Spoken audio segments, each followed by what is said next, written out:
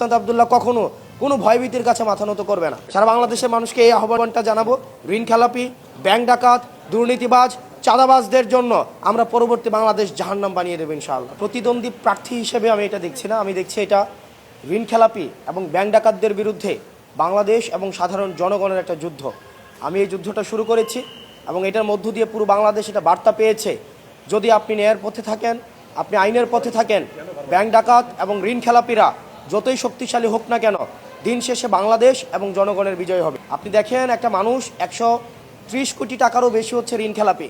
2004-05 130 কোটি টাকারও বেশি ঋণ নিয়ে সে 2026 সালে এসেছে, সে ঋণ পরিশোধ করে নাই। সে বারবার আপনার হাইকোর্টকে ব্যবহার করে নির্বাচনী বৈতরণী পার হওয়ার চেষ্টা করে। এটা যখন আমি মামলা করলাম, আমার আইনজীবীদেরকে বিভিন্নভাবে ভয়ভীতি দেখানো হয়েছে, আমাকে বিভিন্নভাবে ভয়ভীতি দেখানোর চেষ্টা করেছে, কিন্তু হাসনাত আব্দুল্লাহ কখনো কোনো ভয়ভীতির কাছে মাথা নত করবে না। আমাদের এই যে লড়াইটা ছিল, এই লড়াইটা হচ্ছে এই ব্যাংক ডাকাতরা যারা লক্ষ লক্ষ কোটি টাকা বিদেশে পাচার করেছে, দেশের টাকা মেরে দিয়ে যারা জনগণের সেবা করতে আসে শুধুমাত্র নির্বাচনের সিজনে, তাদের কাছে আজকে একটি স্পষ্ট বার্তা গিয়েছে যে বাংলাদেশের জনগণ এখন জেগে উঠেছে, তারা সচেতন হয়েছে। ঋণ খেলাপিরা যতই শক্তিশালী হোক না কেন, তারা আর পার পেতে পারবে না ইনশাআল্লাহ।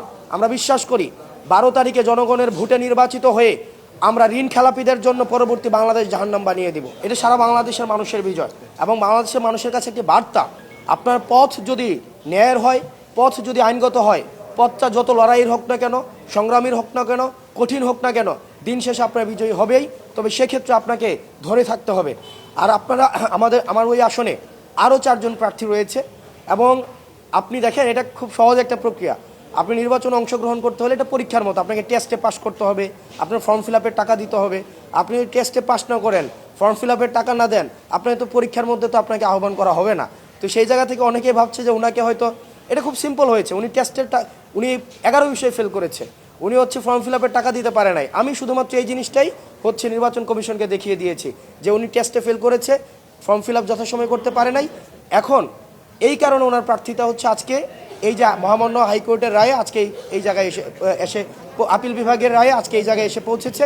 আমি মানুষের কাছে একটা বার্তা দিতে চাই, দেখেন যারা অন্যায় করে তারা সংঘবদ্ধ, যারা অন্যায় করে তাদের সিন্ডিকেট অনেক লম্বা, তাদের হাত অনেক লম্বা, তারা হয়তো অনেক টাকার মালিক, তারা হয়তো ক্ষমতার মালিক, কিন্তু বিশ্বাস রাখেন, আপনি যে জায়গায় থেকে আসুন না কেন, আপনি বংশ পরিচয় হন আমার মতো, সেটা কিচ্ছু ম্যাটার করে না।